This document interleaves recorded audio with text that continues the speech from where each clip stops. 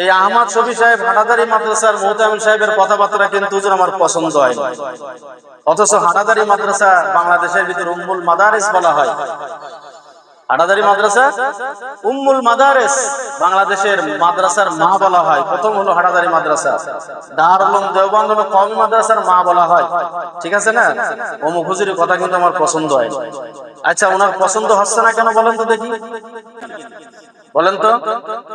সঠিক যে আলেম, আমি আপনিও জানি আমাদের সমাজে অনেক উলামা ইকরাম বসবাস করেন, অনেক আলেম বসবাস করেন, কিন্তু যখন আমি কুরবানির কোনো মাসালা জিজ্ঞাসা করি, কয়দিন পরে কুরবানি, রমজানের কোনো মাসালা যখন আমি জিজ্ঞাসা করি, বিভিন্ন যাকাতের মাসালা যখন আমি জিজ্ঞাসা করি, আপনার প্রতিবেশী একজন আলেম, তাকে জিজ্ঞাসা করি না, যাই কার কাছে? মিফতাহুল উলুম মাদ্রাসার সম্মানিত মুহতামিম সাহেবের কাছে। আমরা যাই কোথায়? মাসনা মাদ্রাসার সম্মানিত মুহতামিম সাহেবের কাছে। আমরা যাই কোথায়? যশোরের সবথেকে বড় মাদ্রাসার যিনি মুহতামিম সাহেব, মাওলানা আনোয়ারুল করিম সাহেবের কাছে যাই। কি ঠিক না?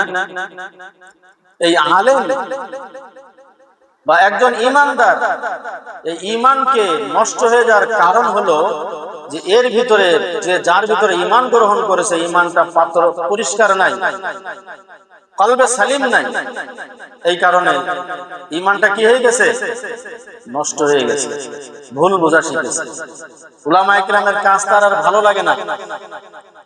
আমি হুজুর মনে করেন বক্তা দাওয়াত দেশে, বক্তার সেক্রেটারি হচ্ছে, বক্তার মাহফিলের সেক্রেটারি সভাপতি হচ্ছে একজন ওইরকম মাফিক একজন মুসলমান বক্তা। ওনার বাসায় গেছে বড় বড় আলেম, বড় বড় হাস্তি, যে বক্তাদেরকে 1 বছর 2 বছর আগ থেকে দাওয়াত দিয়েও পাওয়া যায় না, কারো বাড়িও তারা যায় না।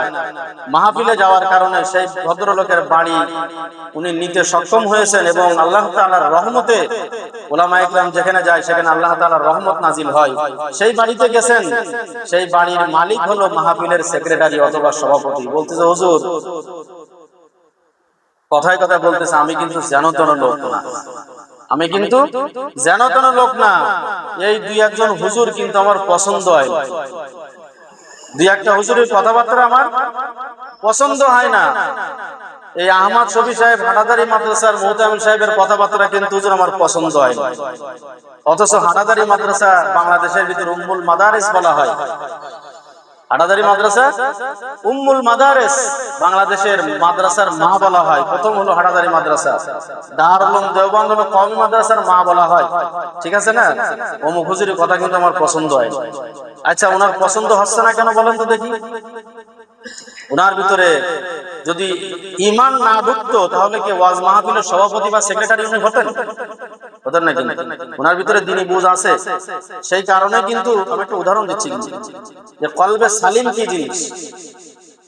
এই ওয়াজ মাহফিলের সম্মানিত সভাপতি কিন্তু যদি ওনার ভিতরে ঈমান না থাকতো, উনি কিন্তু হতেন না, এলাকার মানুষটাকে বানাতেন না।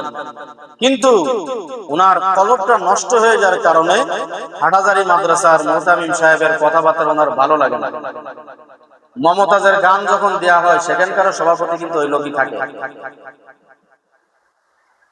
মসজিদে মন্দিরে যাই আমরা কিন্তু মুসলমান, মসজিদেও যাই মন্দিরেও যাই আমরা কেমন মুসলমান।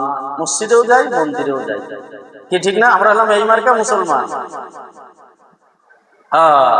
এজন্য এই কলবে সালিম, এই কলবে সালিম যদি না হয়, আমার আপনার নামাজ, আমার আপনার রোজা, আমার আপনার কোরবানি কাজে তো লাগবেই না। সাথে সাথে আমার দ্বারা যে জনকল্যাণমূলক যে কাজ হবে, এটাও সেও বিভ্রান্তিতে পড়ে যাবে। কেমন?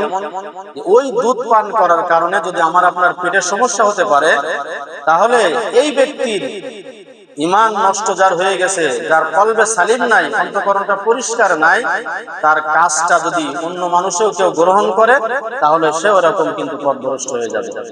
ঠিক না? কিছু সমাজে, আমাদের সমাজে কিছু মানুষ আমরা এরকম আছি, নিজেও বিপদ, নিজেও তো জীবন শেষ, এবং আরো 10 জন। যেমন একটা ঘটনা শুনছিলাম হুজুরের কাছ থেকে, এলাকার ভিতরে একজন মাতব্বার ছিল, একটা ফাসাদকারী মাতব্বার ছিল। ফাসাদকারী বোঝা যায় তো, যেখানে যায় সেখানে ভেজাল করে। উনি এলাকার কিছু যুবক তৈরি করেছে যে আমি যখন মারা যাব তখন তোমরা কি করবা জানো, কারো কাছে বলি না, তোমাদের 10 জনের কাছে বলে রাখলাম, কারো কাছে বলবা না, আমি মারা যাওয়ার পরে আমার এই উদ্দি করে ঝুলে তোমায় 3 রাস্তার মোড়ে গাছে ঠ্যাং বাঁধি আমার মাথা নিচের দিক দিয়ে ঝুলে রাখবা।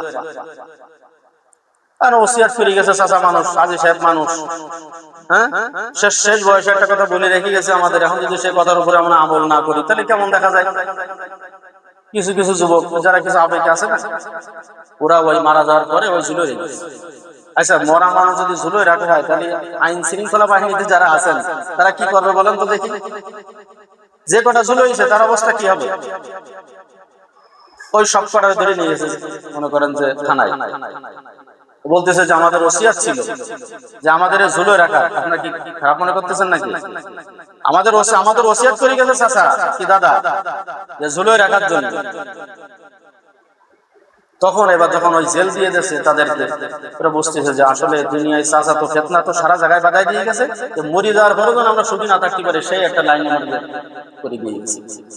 ঠিক আছে না? এরকম কিছু সমাজের মানুষ কিন্তু সে নিজেও ক্ষতির ভিতরে আর একজনকে ক্ষতির ভিতরে ফেলে রেখে যায়। কিসের কারণে বলেন? কলবে সালিম, অন্তরটা পরিষ্কার না হওয়ার কারণে। এই অন্তর যখন পরিষ্কার হবে, আমি আপনি যখন নামাজ পড়বো নামাজের ভিতরে মজা লাগবে।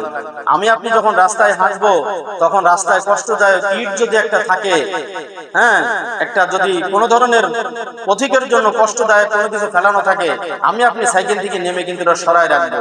আমার আপনার অন্তর যদি ফেসাদ থাকে, অন্তর যদি গোলমাল থাকে, তাহলে কিন্তু পথের ভিতরে রাস্তায় যখন যাবে তখন কিন্তু একটা ইট ফেলাই রাখবো, একটা বাঁশ ফেলাই রাখবো, একটা কুঞ্চি ফেলাই রাখবো, এক আটি ডাঁটা ফেলাই রাখলাম। সেদিন আমি বিকাল বেলায় ছেলে নিয়ে মোটরসাইকেলে ঘুরতে গেছি, ওইদিকে খুব কষ্ট হচ্ছে, বিকাল বেলায় মনে করলাম যে একটু ঘুরে আসি।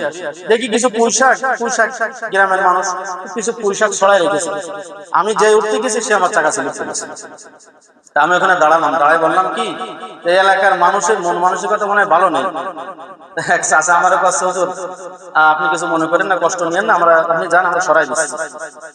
কলার খোসায় কিন্তু মারাত্মক দুর্ঘটনা ঘটে। কলার খোসা, কাঁচা পাতা, কি ভাই, তাই না? যুবক মানুষ যারা গাড়ি চালায় তারা দেখবেন, এর ভিতরে কিন্তু দুর্ঘটনা।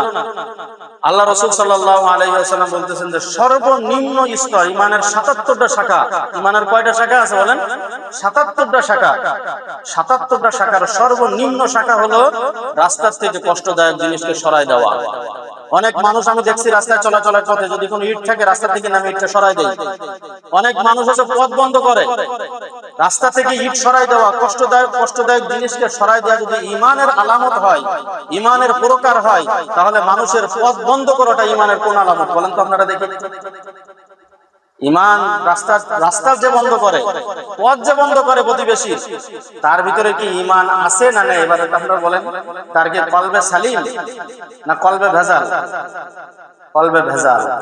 এজন্য এই অন্তঃকরণ, পবিত্র অন্তঃকরণ নিয়ে যখন আমি আল্লাহ তাআলার কাছে যাব, আমার সমস্ত কাজ, আমার সমস্ত আমল আল্লাহ রাব্বুল আলামিনের দরবারে কবুল হবে।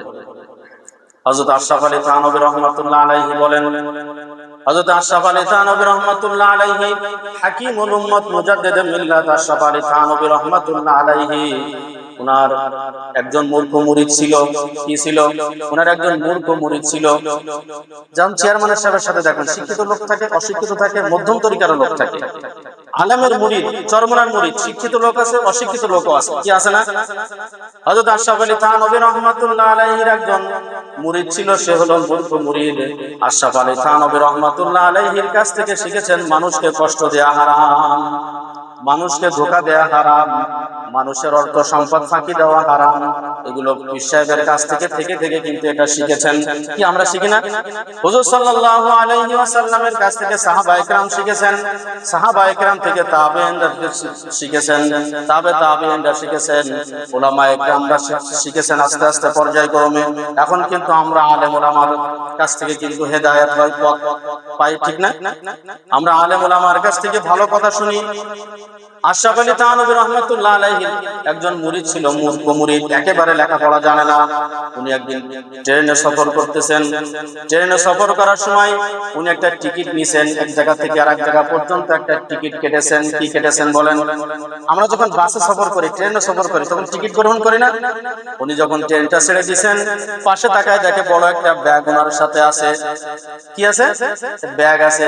ওনার অন্তরের ভিতরে দাগা দিছে যে আমি তো আমার টিকিটটা ক্রয় করলাম, কিন্তু এই ব্যাগের টিকিট তো ক্রয় করা হলো না। আচ্ছা, এই যে দাগাটা দিন অন্তরের ভিতরে, কার কাছ থেকে শিখেছেন?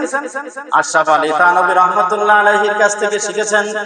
আশরাফ আলী থানভী রাহমাতুল্লাহ আলাইহি কত বড় বড় মনের মানুষ ছিল, কত বড় আলেম ছিলেন, যুগ শ্রেষ্ঠ ওলি ছিলেন। উনি চলে গেছেন টিটির কাছে। আমরা যখন ট্রেনে সফর করি, বাসে যদি আমরা সফর করি, বাসের ভাড়াটা যেন না দিতে পারি, আমরা যখন হেল্পার আসে বা কন্ট্রাক্টর আসে, তখন কিন্তু আমরা পলাতে শুরু করি। কিছু কিছু শ্রেণীর মানুষ আছে কিন্তু পলায়, বাস ভাড়া দেওয়ার জন্য কি করে? পলায়, যেন বাসটা ভাড়া দান দেওয়া না লাগে।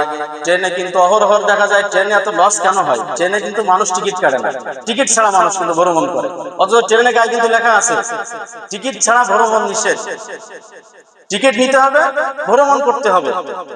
আশরাফ আলী থানভী রাহমাতুল্লাহ আলাইহি ওই মুরিদ, তার অন্তরের ভিতরে একটা দাগা দেশে, আমার টিকিটটা আমি ক্রয় করেছি, আমার ব্যাগের টিকিটটা আমি ক্রয় করলাম না।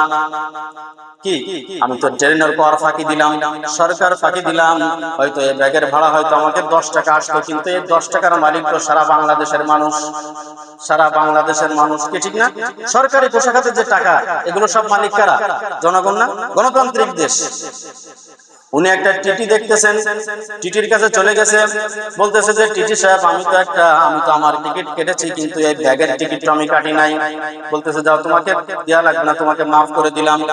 উনার অন্তরে কিন্তু শান্তি আসতেছে না, উনার অন্তরে শান্তি আসতেছে না। উনি আরেকটা টিটির কাছে গেলেন, আরেকটা টিটির কাছে গিয়ে বলতেছেন যে ভাইজান, আমি এরকম আমার টিকিট কেটেছি, কিন্তু এই ব্যাগের টিকিট তো কাটি নাই। উনি বলতেছেন যে আপনার টাকা দেয়া লাগবে না, যান। অবাক হয়ে যাচ্ছে, কি সাধারণ একজন মানুষ টাকা দেওয়ার জন্য ব্যস্ত, আমরা ট্রেনে থাকি, মানুষ তো ফাঁকি দেওয়ার জন্য ব্যস্ত। তার কারণ কি? ওনার কারণ হলো কলবে সালিম তার আছে, পরিচ্ছন্ন অন্তঃকরণ যার আছে, পরিচ্ছন্ন অন্তঃকরণ যার থাকবে, সে নিজেও ক্ষতিগ্রস্ত হবে না, আর একজনকে ক্ষতির ভিতরে ফেলবে না। উনি কিন্তু কি করলেন? আত্মতৃপ্তি পাইতেছেন না, শান্তি পাইতেছেন না। পরবর্তী স্টেশনে যখন আসলেন, তিনি কিন্তু নেমে গেলেন। আপনারা সবাই জানেন, প্রত্যেক স্টেশনে কিন্তু একজন স্টেশন মাস্টার থাকেন। কি থাকে না? প্রত্যেক স্টেশনে কিন্তু একজন স্টেশন মাস্টার থাকে। উনি দৌড়ে চলে গেলেন স্টেশন মাস্টারের কাছে, বলতেছেন যে ভাই, আমি কিন্তু এই অবস্থা, আমার টিকিট আমি কেটেছি, কিন্তু ব্যাগের টিকিটটা কিন্তু কাটা হয় নাই, আপনি এনেন, কিছু টাকা নেন। নেবে না মোটে, আপনার টাকা দেয়া লাগবে। তারপরেও কিছু টাকা উনার হাতে দিলেন। টাকাটা না দেওয়া পর্যন্ত উনার মনে কিন্তু শান্তি আসতেছিল না, মনটা ইতমিনান হচ্ছিল না। যখন উনি যত সময় পর্যন্ত টাকা না দিতে পারলেন, তত সময় পর্যন্ত কিন্তু মনে কোনো সান্ত্বনা আসতেছিল না। কিসের কারণে বলেন তো? কলবে সালিমের কারণে। আমাদের কাছে অনেক মানুষ আছে, একজন মানুষের কাছে 7 টাকা পায়, আমার কাছে বলতেছে, আমি ওর কাছে 7 টাকা পাই, আমি বলতেছি ভাই আমার 7 টাকা দাও। বেশ কিছু আগের ঘটনা, হয়তো 10-12 বছর আগের কথা। 7 টাকা পাই, বলতেছে আগামী দান না বেশি টাকা দিতে পারবো না। 7 টাকা পায়, তার জন্য আবার দান বেচা লাগবে। কত মানুষ। আল্লাহ রাসূল সাল্লাল্লাহু আলাইহি ওয়াসাল্লাম বলতেছেন, যে ব্যক্তি ঋণ করে মারা লক্ষ টাকার দানের সেই দেখবেন হালকাটা চিঠি নিচে লেখা থাকে 1 টাকা ঋণ পরিশোধ করাই উত্তম। এরকম ফাঁকি আমরা কেন দেই? আমাদের কলবে সালিম না হওয়ার কারণে। কলবে সালিম যখন আমাদের হবে, আমি নিজেও ক্ষতিগ্রস্ত হব না এবং অন্যকে ক্ষতিগ্রস্ত করব না। একটা জিনিস আমরা মনে করব, যে আমরা সব সময় যা করি না কেন, ব্যবসা করি না কেন, চাকরি করি না কেন, যা করি, আমরা একটা জিনিসই আমাদের মাথার ভিতরে থাকতে হবে, সেটা হলো যে আমার মৃত্যু কিন্তু একদিন হবেই হবে, এর ভিতরে কোনো সন্দেহ নাই। কি ঠিক না? এই মৃত্যু আমার আল্লাহ তাআলার কাছে।